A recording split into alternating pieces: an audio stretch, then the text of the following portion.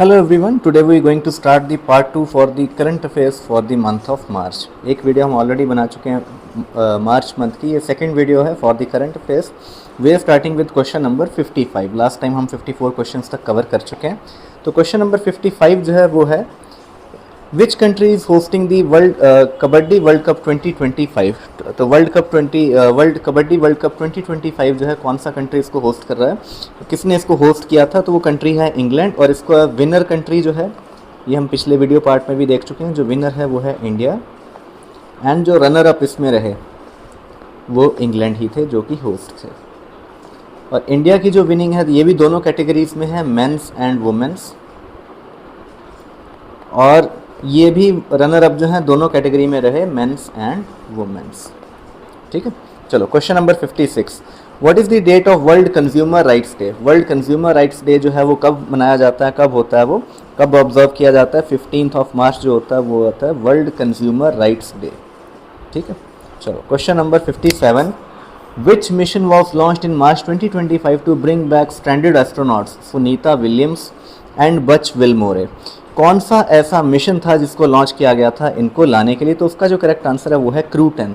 ये मिशन का नाम है जिसको लॉन्च किया गया था to bring back Sunita Williams and Butch Wilmore. और ये 286 डेज तक स्पेस के अंदर फंसे हुए थे, या स्पेस के अंदर इंटरनेशनल स्पेस स्टेशन में ही रुके हुए थे, मतलब फंसे हुए थे एक तरीके से. और क्रू 10 मिशन जो है इसके थ्रू इनको वापस लाया गया है अर्थ के ऊपर. ठीक है, किसने किया था ये मिशन, एक्स ने, स्पेस एक्स के द्वारा. Now question number 58. Holi is celebrated to mark the victory of. Holi जो है उसको किस चीज़ के ऊपर किस चीज़ के लिए किया जाता है, वैसे तो ये फेस्टिवल ऑफ कलर्स कहलाता है. ठीक है, इस दिन एक होली का दहन भी होता है. ठीक है, तो इसको भी हम जो मनाते हैं वो है गुड ओवर एविल, क्योंकि इस दिन होली का दहन इसी चीज़ के लिए किया जाता है, गुड ओवर एविल के लिए इसको सेलिब्रेट किया जाता है. और डार्कनेस ओवर लाइट जो है इसको हम दिवाली के लिए यूज़ करते हैं. ठीक है, चलो ये तो हो ही नहीं सकता एविल ओवर गुड, इसको गलती से टिक मत कर देना. Question number 59. What does SpaDeX stand for. SpaDeX जो है वो किस चीज़ का नाम है, इसको हम पिछली जो वीडियो है उसके अंदर भी पढ़ चुके हैं. स्पेडेक्स जो है ये है स्पेस डॉकिंग एक्सपेरिमेंट. जो हमारा ऑप्शन बी है, स्पेस डॉकिंग एक्सपेरिमेंट क्या है, सैटेलाइट्स का स्पेस के अंदर डॉकिंग करवाया जाता है. स्पेस डॉकिंग करवाया जाता है. डॉकिंग का मतलब होता है दो सैटेलाइट्स को कनेक्ट करना, और इंडिया जो है ऐसा करने वाला दुनिया का 4th कंट्री बन चुका है जिसने इस चीज़ को अचीव किया है, after USA, Russia and China. ठीक है, चलो now we go to question number 60. Who became the chief executive of Indian Banks Association in March 2025. Indian banks association के चीफ एग्जीक्यूटिव कौन हैं जिनको नियुक्त किया गया या जो बन चुके हैं, उसका जो करेक्ट आंसर है वो है AK गोयल, अतुल कुमार गोयल.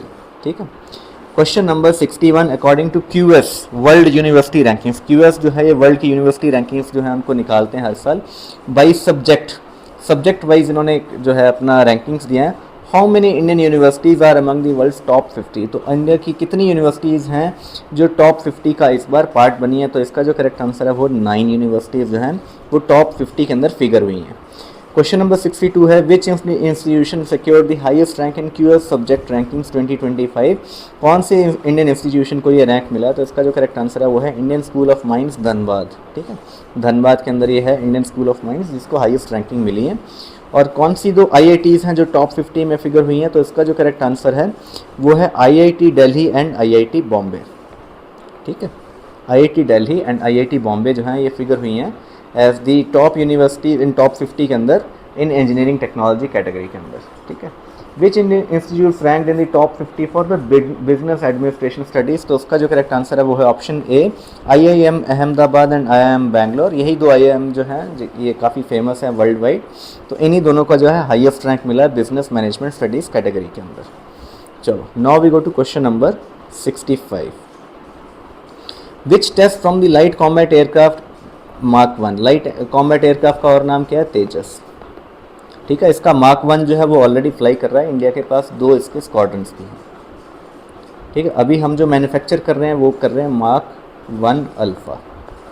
ठीक है, तो इसका जो प्रोटोटाइप है यहाँ से सक्सेसफुली किस मिसाइल का या किसका टेस्ट सक्सेसफुली किया गया, तो इसका जो नाम है मिसाइल का वो है Astra beyond visual range air to air missile.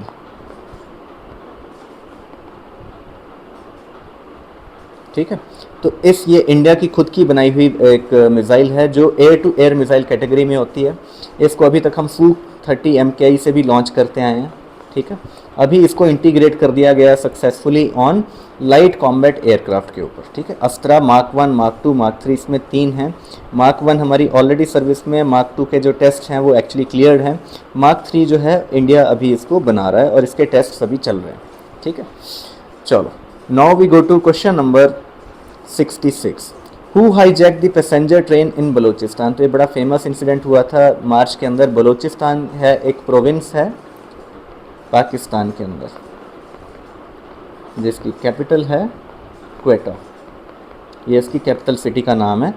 तो बलोच लिबरेशन आर्मी, ये एक आर्मी है जो बलूचिस्तान को लिबरेट करना चाहती है फ्रॉम पाकिस्तान। उन्होंने इस ट्रेन का अपहरण किया था, हाईजैकिंग की थी। Question number 67। Who became the first Indian to receive Mauritius' highest civilian award, the Grand Commander of the Order of Star and Key of the Indian Ocean? कौन बन गए first Indian to receive this award? तो इसका जो correct answer है वो है नरेंद्र मोदी। ये उनका 22nd, एक्चुअली ये 21st अवार्ड था उनका, और इसके बाद जो उनको 22nd अवार्ड है वो श्रीलंका में मिल चुका है, श्रीलंका का हाईएस्ट अवार्ड। तो अभी तक नरेंद्र मोदी जो हैं इंडिया के प्राइम मिनिस्टर जो हैं वो 22 अवार्ड्स जीत चुके हैं। 22 उनको हाईएस्ट सिविलियन अवार्ड्स जो हैं वो मिल चुके हैं, या 22 ऑनर्स जो हैं उनको अलग अलग कंट्रीज से मिल चुके हैं। अब तक 22 अवार्ड्स वो ले चुके हैं। 21st जो था ये उनका मॉरिशस से था और ये मॉरिशस का हाईएस्ट सिविलियन अवार्ड भी था, और ऐसा अवार्ड लेने वाले वो फर्स्ट इंडियन जो है वो बन चुके हैं। ठीक है, चलो question number 68। Which company satellite based internet services Reliance Jio bringing to India? तो इसका जो करेक्ट आंसर है वो है स्टारलिंक। ये किसको बिलोंग करती है? ये बिलोंग करती है स्पेसएक्स को। ठीक है, जिसकी हम अभी बात कर रहे थे, जो ऑर्गेनाइजेशन है जिसने क्रू 10 मिशन जो है वो भेजा था सुनीता विलियम्स और विलियम बचमोर को लाने के लिए स्पेस से। ठीक है, तो स्पेसएक्स जो है उन्हीं का है स्टारलिंक, एक इंटरनेट है जो सैटेलाइट के द्वारा इंटरनेट प्रोवाइड करता है। ठीक है, नेक्स्ट है question number 69। Who is the founder of SpaceX, the company behind Starlink? तो इसका जो करेक्ट आंसर है वो है इलॉन मस्क। ठीक है, इनकी बड़ी सारी कंपनीज़ हैं जो फेमस हैं। एक XAI जिसको हमने प्रीवियस वीडियो में भी देखा, जो इनकी AI कंपनी है। उसके अलावा ये ओनर हैं टेस्ला के भी, स्पेसएक्स के। ठीक है, ये मल्टीपल कंपनीज़ हैं, ठीक है, जिनको ये ओन करते हैं। चलो now we go to question number 70। According to India Web3 Landscape Report, how many Indian developers joined GitHub in 2024? कितने इंडियंस हैं जिन्होंने GitHub जो है उसको ज्वाइन किया था इन 2024? तो इसका जो करेक्ट आंसर है वो है 4.7 मिलियन। इतने लोगों ने इसको ज्वाइन किया था। ये Web3 की डेवलपमेंट के लिए है। ठीक है, और इंडिया जो है Web3 की डेवलपमेंट में अभी काफ़ी इमर्जिंग है, और इस रिपोर्ट के अकॉर्डिंग 2028 तक इंडिया जो है वर्ल्ड का सबसे ज़्यादा लार्जेस्ट हब बन जाएगा Web3 डेवलपर्स का। ठीक है, अभी तक हम लार्जेस्ट हब नहीं है, लेकिन 2028 के अंदर हम Web3 के डेवलपर्स के सबसे बड़े हब जो हैं वो बन जाएंगे। नेक्स्ट है question number 71। Where is the world para athletics grand prix 2025 being held? तो ग्रैंड प्रिक्स कुछ नहीं है, ये वर्ल्ड एथलेटिक्स की एक चैम्पियनशिप की तरह है। ठीक है, तो ये जो है न्यू दिल्ली के अंदर हुई है, मार्च के अंदर ही इसको होस्ट किया गया है।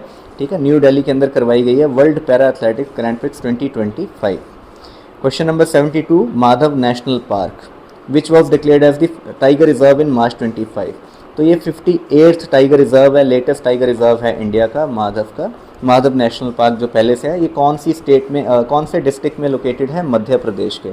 तो इसका हमें करेक्ट आंसर है बताना है। इसका जो करेक्ट आंसर है वो है शिवपुरी डिस्ट्रिक्ट। शिवपुरी में ये माधव नेशनल पार्क लोकेटेड है और ये लेटेस्ट टाइगर रिजर्व जो है इसको डिक्लेयर किया गया है इंडिया का।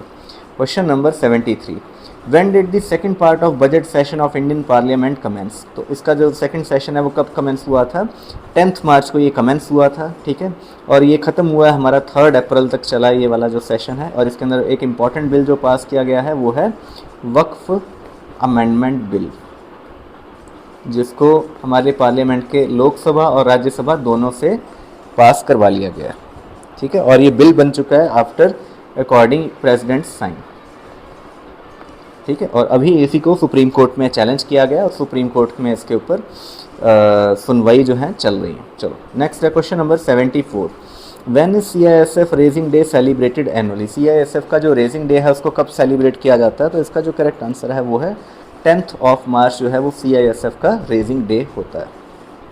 चलो now we go to question number 75, when is the national safety week observed in annually in India. National safety week जो है उसको कब सेलिब्रेट किया जाता है, तो इसका जो करेक्ट आंसर है मार्च 4 से मार्च 10 के बीच में इसको सेलिब्रेट किया जाता है। ये होता है for safety awareness and accident prevention. चलो question number 76, what was the theme of international women's day 2025 celebrated on March 8। क्या थीम थी इंटरनेशनल वुमेंस डे की 2025 में जिसको 8 मार्च को सेलिब्रेट किया जाता है। तो सबसे पहले आपको पता होना चाहिए 8 मार्च इज़ दी वुमेंस डे होता है, इंटरनेशनल वुमेंस डे। तो उसकी हमें थीम बतानी है, तो वो थी for all women and girls rights equality and empowerment. ये थी थीम इंटरनेशनल वुमेंस डे की। Question number 77, who has been elected as the Canada's next prime minister in March 2025। सिर्फ इलेक्ट नहीं, अब ये इन्होंने टेक ओवर भी कर लिया है एज नेक्स्ट प्राइम मिनिस्टर। तो इनका जो नाम है ये है मार्क कार्नी। ये पहले बैंक ऑफ इंग्लैंड और बैंक ऑफ कनाडा के गवर्नर भी रह चुके हैं, ठीक है, बैंक ऑफ कनाडा, इन दोनों के गवर्नर ये इससे पहले रह चुके हैं और अब ये प्राइम मिनिस्टर हैं कनाडा के। नेक्स्ट है क्वेश्चन नंबर 7, और इससे पहले कौन थे, जस्टिन ट्रूडो थे इससे पहले प्राइम मिनिस्टर, और उनके लीडर ऑफ अपोजिशन है पियर पॉलीवेयर, ठीक है। ये तो ये हमें सारे नाम जो है याद रखने चाहिए। Question number 78, which cricket team one the ICC champions trophy. I hope सबको इसका आंसर पता होगा। इंडिया जिसने बीट किया था न्यूजीलैंड को फाइनल्स के अंदर, ICC चैंपियंस ट्रॉफी इंडिया ने जीती है 2025 में, जो कि होस्ट की थी पाकिस्तान ने। और ये जो मैच है ये करवाया गया था दुबई UAE के अंदर, ठीक है। नेक्स्ट है question number 79, the 12th edition of joint special forces exercise Khanjar 12 commenced on March 10 between which countries. Khanjar है तो इसमें इंडिया तो 100% होगा ही, ठीक है। तो इसका जो करेक्ट आंसर है वो है India and Kyrgyzstan.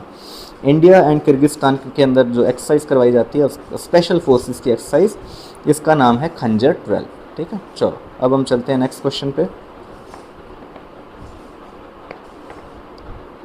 Question number 80, question number 80 क्या है, who won the FIDE junior chess championship 2025।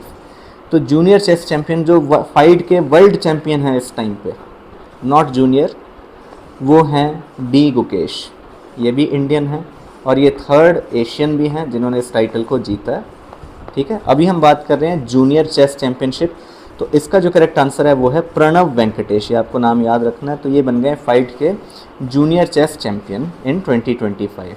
Next question भी चेस से रिलेटेड है, who won the Prague masters 2025 chess title. तो इसका आंसर डिफरेंट है, इसका जो आंसर है वो है अरविंद चिदम्बरम, ठीक है। तो इन दोनों नामों को आपने कंफ्यूज नहीं करना है। यहाँ पे भी अरविंद चिदम्बरम लिखा हुआ था, और तो वो अरविंद चिदम्बरम जो है इन्होंने प्राग मास्टर्स 2025 टाइटल जो है जीता, जबकि फाइड जूनियर वर्ल्ड चैंपियन कौन बन गए हैं, प्रणव वेंकटेश, ठीक है। ये दोनों नाम आपको याद रखने हैं। और जो हमारे वर्ल्ड चैंपियन है वो है डी गुकेश। तो ये 3 नाम हो गए हमारे पास याद करने के लिए। नेक्स्ट है question number 82, who has been appointed as the chairman and managing director of Hindustan petroleum corporation limited. तो इसका जो करेक्ट आंसर है वो है विकास कौशल। इनको नियुक्त किया गया हिंदुस्तान पेट्रोलियम कॉर्पोरेशन लिमिटेड के chairman and managing director. Question number 83, What is the purpose of Prime Minister Narendra Modi visit to Mauritius from March 11 to March 12। यही वो विजिट थी जिसके अंदर उनको हाईएस्ट अवार्ड जो है वो दिया गया है मॉरिशियस का, जिसके बारे में अभी हम बात कर रहे थे। जो फर्स्ट इंडियन ये बन गए हैं जो जिन्होंने इस अवार्ड को अचीव किया है। लेकिन उनका पर्पज़ वहाँ पे अवार्ड लेने जाना नहीं था, तो उसको मैं टिक कर देना। तो जो ये एक्चुअली वहाँ पे गए थे to attend the national day celebrations of Mauritius. तो जो मॉरिशस का नेशनल डे होता है ये होता है 12 ऑफ मार्च को, तो उसके अंदर पार्टिसिपेट करने के लिए प्राइम मिनिस्टर नरेंद्र मोदी की विजिट थी मॉरिशस के लिए। ठीक है, question number 84, when will the Khelo India para games 2025 held from March 20 to 27। तो वेयर, सॉरी, कहाँ पे ये जो है पैरा गेम्स जो है इसको करवाया गया, इसको हम पिछली वीडियो में भी कवर कर चुके हैं। तो न्यू दिल्ली के अंदर जो है वो पैरा गेम्स करवाया गया था। ठीक है, और जो हमारा खेलो इंडिया गेम्स था ये कहाँ पे हुआ था, ये हल्द्वानी के अंदर हुआ था, हल्द्वानी जो कि उत्तराखंड के अंदर है। ठीक है, चलो now we go to question number 85, when is the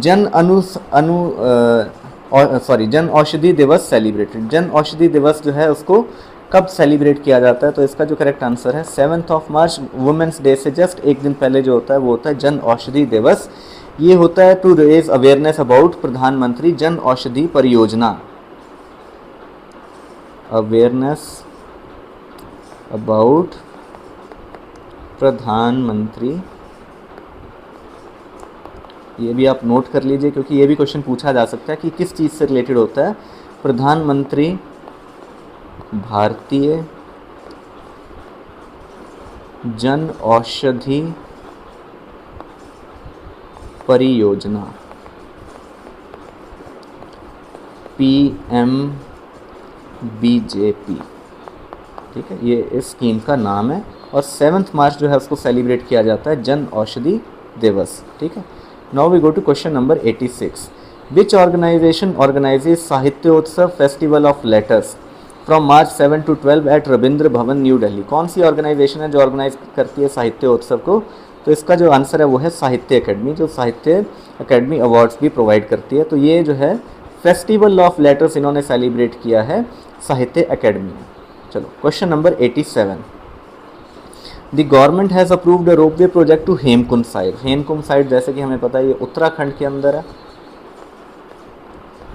ठीक है, this place is dedicated to which Sikh guru. तो ये जो है हेमकुंड साहिब जो है ये रिलेटेड टू है गुरु गोबिंद सिंह जी, उनसे रिलेटेड है हेमकुंड साहिब।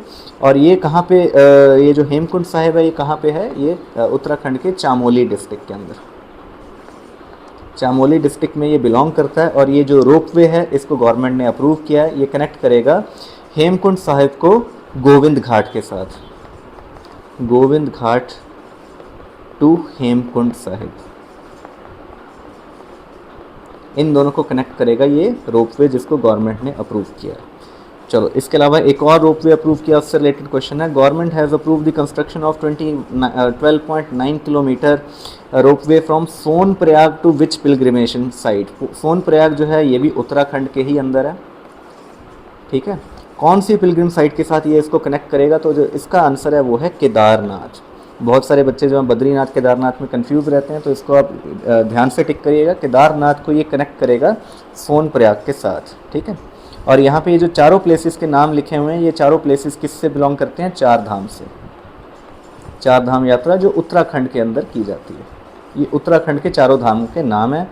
जो इंडिया के चारों धाम हैं उनके भी आपको नाम वैसे पता होने चाहिए। ठीक है, तो उसमें है एक श्री जगन्नाथपुरी जो कि उड़ीसा के टाउन पुरी में स्थित है। ठीक है, उसके बाद दूसरा है द्वारका जो गुजरात में स्थित है।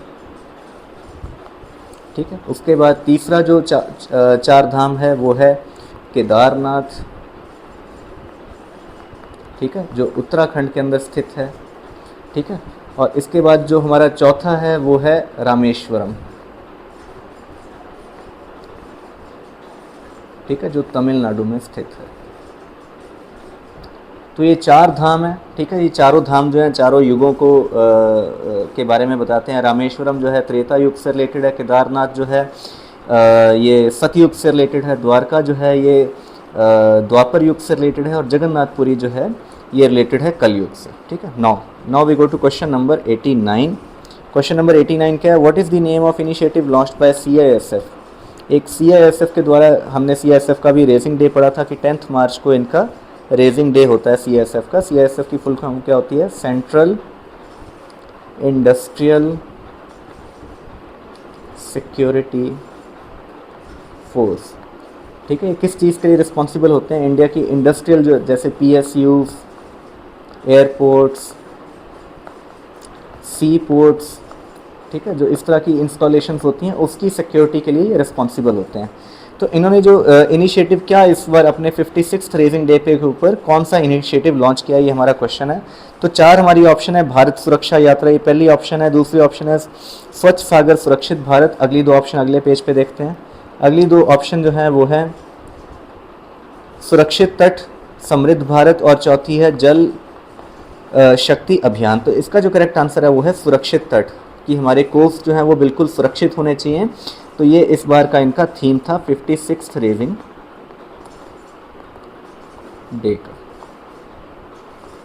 चलो नेक्स्ट है question number 90। Which two government sector and companies were granted Navratna status by the government of India in March 2025? कौन सी 2 कंपनीज है जिनको नवरत्न का स्टेटस जो है वो दिया गया है? तो इसका जो करेक्ट आंसर है वो है IRCTC, Indian railway catering and tourism corporation, as well as Indian railway finance corporation. ठीक है, तो नवरत्न का स्टेटस इन 2 PSUs को दिया गया। हमारे यहाँ 3 तरह के रत्न होते हैं, मिनी रत्न, नवरत्न, उसके बाद आता है महारत्न। ठीक है, ये इनके पास अपनी अपनी ऑटोनॉमी होती है, इनकी परफॉर्मेंस के हिसाब से होता है। जैसे जैसे परफॉर्मेंस बढ़ती है और इनका जो है प्रॉफिट्स इंक्रीज होते हैं, उसके ऊपर लिमिट्स होती हैं, तो उसके अकॉर्डिंग इनको नवरत्न महारत्न का स्टेटस दिया जाता है। ठीक है, question number 91। What is the percentage of tariffs did US impose on Mexican and Canadian imports? तो मैक्सिकन और कैनेडियन इम्पोर्ट्स के ऊपर प्रेसिडेंट जो हैं US के डोनाल्ड ट्रंप, उन्होंने टैरिफ्स लगाए थे। तो ये टैरिफ्स जो है उन्होंने टोटल लगाए थे 25%।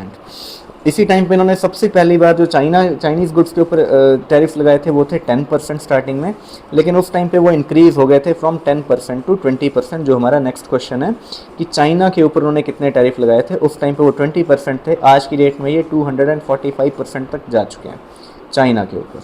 तो चाइना इकलौता कंट्री है जिसके ऊपर से उन्होंने टैरिफ बिल्कुल नहीं हटाए थे। उसके अलावा मैक्सिको एंड कनाडा पर भी वो टैरिफ लगा चुके हैं, जो कि हैं 25%। इसके अलावा इंडिया के ऊपर भी उन्होंने टैरिफ अनाउंस किए थे, वो थे 27%, लेकिन वो जो है 90 डेज़ के लिए पॉज कर दिए गए हैं। 90 डेज़ का उसमें पॉज दिया गया है सिंस 9th of April। तो अभी 90 डेज़ यानी कि 3 मंथ्स के लिए टैरिफ जो है हटा दिए गए हैं। ये दुनिया भर के देशों पे लगाए जाएंगे। इंडिया के ऊपर जो उसमें टैरिफ लगेगा वो है 27%। चलो question number 93। Indian cricket team reach the final of champions trophy after defeating which team in the semifinal? तो सेमीफाइनल में हमने किसको हराया था इंडियन टीम ने? तो इसका जो करेक्ट आंसर है वो है ऑस्ट्रेलिया। इनको हमने हराया था सेमीफाइनल में, और फाइनल्स में हमने हराया था न्यूजीलैंड को। ठीक है, चलो now we go to next question. Question number 94। Who was sworn in as the Federal Chancellor of Austria in March 2025? तो इनके जो नए चांसलर हैं ऑस्ट्रेलिया के, उनका हमें नाम बताना है। तो उनका जो नाम है वो है क्रिश्चियन स्टॉकर। ठीक है, ये बन गए नए चांसलर ऑस्ट्रिया के। Question number 95। What is the main objective of model women friendly gram panchayat initiative? तो मिनिस्ट्री ऑफ पंचायती राज, इन्होंने लॉन्च किया है नया वुमेन फ्रेंडली ग्राम पंचायत इनिशिएटिव। तो इसका जो पर्पस है, हमें इसका पर्पस बताना है। तो इसका जो पर्पस है वो है to promote gender sensitive governance at grass root level. तो इसका जो पर्पस है, जो हमारे ग्रास रूट्स लेवल है वहाँ पे भी वुमेन का रिप्रेजेंटेशन बढ़े और जेंडर सेंसिटाइजेशन आए, सो दैट वुमेन का रिप्रेजेंटेशन जो है वो पंचायत के अंदर इंक्रीज हो। Question number 96। Which film one the best picture award eight 97th academy awards? Academy awards क्या होते हैं? ऑस्कर्स भी कहते हैं जिनको। तो कौन सी जो मूवी है, ये बड़ा इंपॉर्टेंट क्वेश्चन है, इस तरह के क्वेश्चन काफ़ी आते हैं। कौन सी मूवी जो है उसको 97th एकेडमी अवार्ड दिया गया है? वो है अनोरा। अनोरा वो मूवी है जिसने जीता है 97th ऑस्कर या एकेडमी अवार्ड।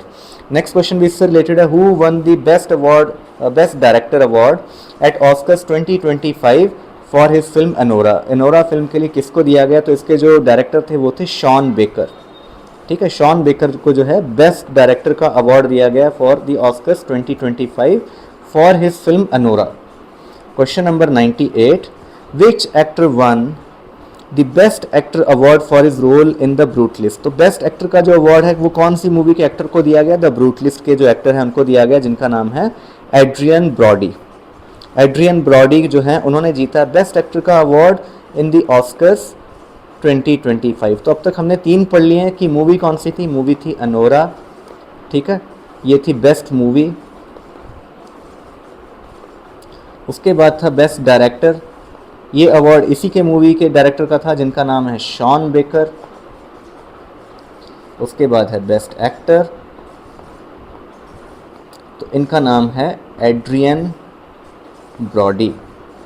नेक्स्ट क्वेश्चन भी इससे रिलेटेड, हम नेक्स्ट क्वेश्चन भी देखते हैं।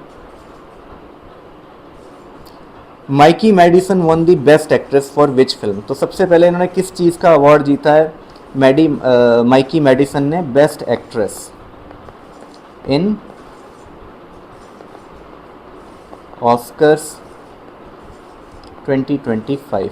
कौन सी मूवी के लिए जीता है? इन्होंने जीता है अनोरा के लिए ही, ठीक है। तो अनोरा के लिए 3 अवार्ड मिल चुके हैं, बेस्ट फिल्म, दूसरा है बेस्ट डायरेक्टर और तीसरा है बेस्ट एक्ट्रेस। नेक्स्ट है question number 100। Where were the Khelo India winter games. तो अभी तक हम समर गेम्स की बात कर चुके हैं। समर गेम्स जो हुए थे वो थे हल्द्वानी के अंदर, ठीक है। पैरा गेम्स कहाँ पे हुए थे? वो हुए थे न्यू दिल्ली के अंदर। अब ये पूछ रहे हैं हमसे कि जो विंटर गेम्स है वो कहाँ पे करवाए गए थे, खेलो इंडिया विंटर गेम्स। तो इसका जो करेक्ट आंसर है वो है कश्मीर में हुए थे, गुलमर्ग के अंदर, ठीक है। तो ये आंसर आपको याद रखना है, गुलमर्ग में करवाए गए थे खेलो इंडिया विंटर गेम्स 2025। नेक्स्ट है क्वेश्चन 101। क्वेश्चन 101 क्या है? What was the Krishna Jayashankar's record-breaking shot put throw at 2025 Mountain West Indoor Track and Field Championship in March 2025? तो इस क्वेश्चन के अंदर ये क्वेश्चन बन जाता है कि किसने रिकॉर्ड जो है बनाया है शॉट पुट थ्रो के अंदर इंडिया के लिए। तो उनका जो नाम है कृष्णा जयशंकर, ठीक है। तो इन्होंने बेस्ट जो है अब तक का शॉट पुट जो है इंडिया की हिस्ट्री में उसको थ्रो किया है वुमेन्स कैटेगरी में, और ये पहली वुमेन बन गई हैं जिन्होंने 16 मीटर्स के जो मार्क है उसको क्रॉस किया है। तो इनका जो आंसर है क्वेश्चन का वो है 16.03 मीटर्स, और ये फर्स्ट वुमेन बन गई हैं जिन्होंने first women to cross 16 metre mark, first Indian women, ठीक है, not first women, first Indian women जिन्होंने इस मार्क को क्रॉस किया है। क्या इनका नाम है? कृष्णा जयाशंकर। चलो question number 102। How many riverine dolphins. Riverine dolphins वो होती हैं जो रिवर्स के अंदर रहती हैं। इंडिया की रिवर्स के अंदर काफ़ी सारी डॉल्फिन्स पाई जाती हैं, ठीक है, चाहे वो गंगा हो चाहे वो सतलुज हो, इंडिया की मैक्सिमम रिवर्स के अंदर हमें डॉल्फिन्स देखने को मिलती हैं। How many riverine dolphins were recorded in the first ever estimation survey released on 3 March 2025। First time ये सर्वे करवाया गया है, तो इसके अंदर देखा गया कि कितनी डॉल्फिन्स जो है हम साइट कर सकते हैं। तो इसमें जो इंडिया के अंदर डॉल्फिन्स मिली हैं वो मिली हैं 6327। ये फिगर आप याद करिए, सो दैट क्योंकि पहली बार ये सर्वे फर्स्ट एवर एस्टिमेशन सर्वे करवाया गया है मार्च के अंदर, ठीक है। और इसको रिलीज़ किसने किया है? इसको रिलीज़ किया है, ये जो सर्वे है release by PM Modi,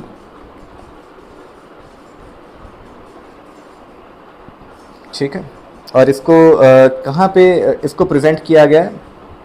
national board for wild life, national board for wild life के द्वारा इसको रिलीज़ करवाया गया, ठीक है। चलो question number 103। Zoe Saldana won the best supporting actress Oscar for which film. वो तो ये हमने 5वां अवार्ड देखा है ऑस्कर्स के अंदर जो जिसको हम देखने जा रहे हैं।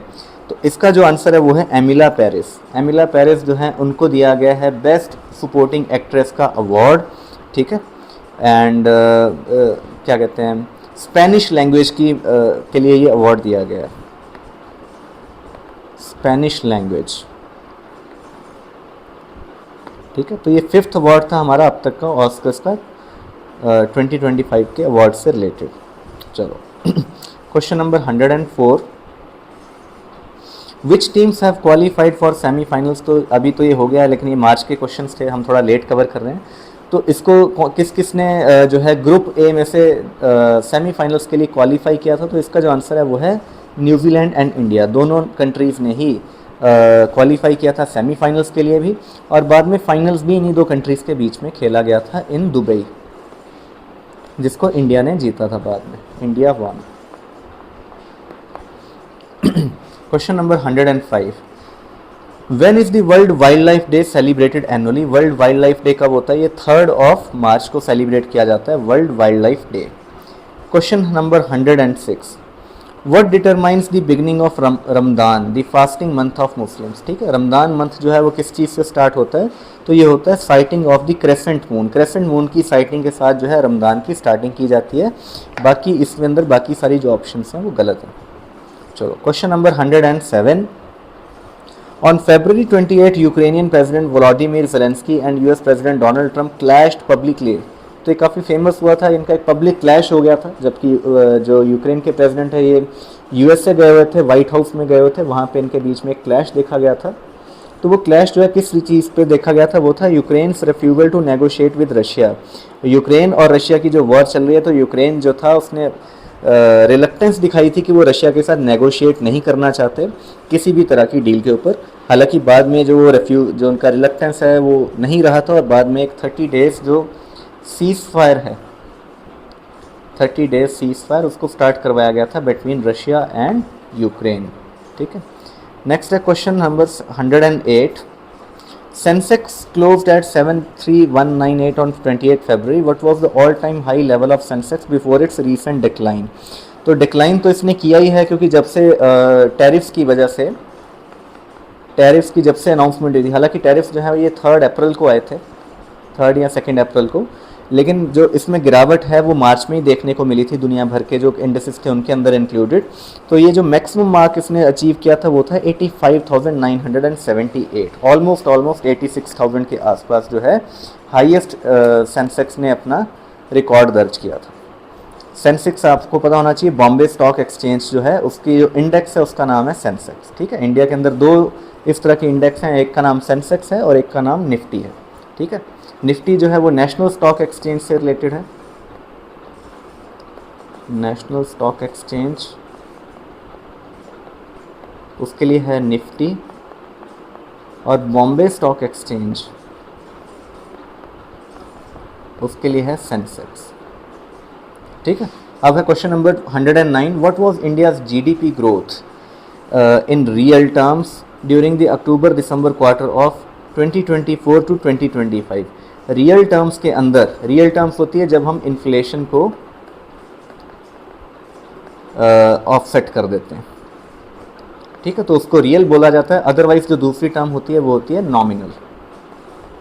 ठीक है, जब तक इन्फ्लेशन को ऑफसेट ना किया जाए तब नॉमिनल होता है। तो अब हम रियल टर्म्स में बात करें, जब इन्फ्लेशन को ऑफसेट करके बताया गया, तो इंडिया की जीडीपी ग्रोथ अक्टूबर तो दिसंबर क्वार्टर के अंदर कितनी देखी गई थी? वो थी 6.2%। ठीक है, 6.2% की गई थी, और इससे पहले जो पिछला जो क्वार्टर था उसके अंदर 5.6% से बढ़ के ये 6.2 ही थी, लेकिन जो एस्टीमेट दिया गया था, एस्टीमेट के अकॉर्डिंग ये होनी चाहिए थी 6.8%, तो हमारी कम हुई थी। उसकी वजह से जो फेडरल, जो हमारा आरबीआई है, उनकी मॉनेटरी पॉलिसी कमेटी ने, मॉनेटरी पॉलिसी कमेटी ने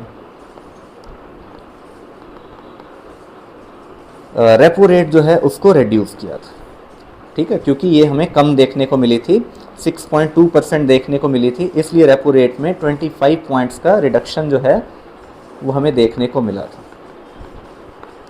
ठीक है, चलो नेक्स्ट है क्वेश्चन नंबर 110, लास्ट क्वेश्चन है हमारा आज का। Where did the avalanche occur that trapped the border organization workers on 28 February? तो एक avalanche हमें देखने को मिला था जिसके अंदर बॉर्डर रोड ऑर्गेनाइजेशन के वर्कर्स जो हैं वो ट्रैप हो गए थे। तो इसका जो करेक्ट आंसर है वो है मना village in Chamoli district of Uttarakhand, जिसके अंदर हमारे 57 बॉर्डर रोड ऑर्गेनाइजेशन के जवान जो हैं वो ट्रैप हो गए थे। तो इसके साथ हमारा जो मार्च का करंट अफेयर्स है इसको हम फिनिश करते हैं। ठीक है, आपके कोई भी क्वेश्चन हो आप कमेंट सेक्शन में लिख सकते हैं। With this, I culminate this video. Thank you very much.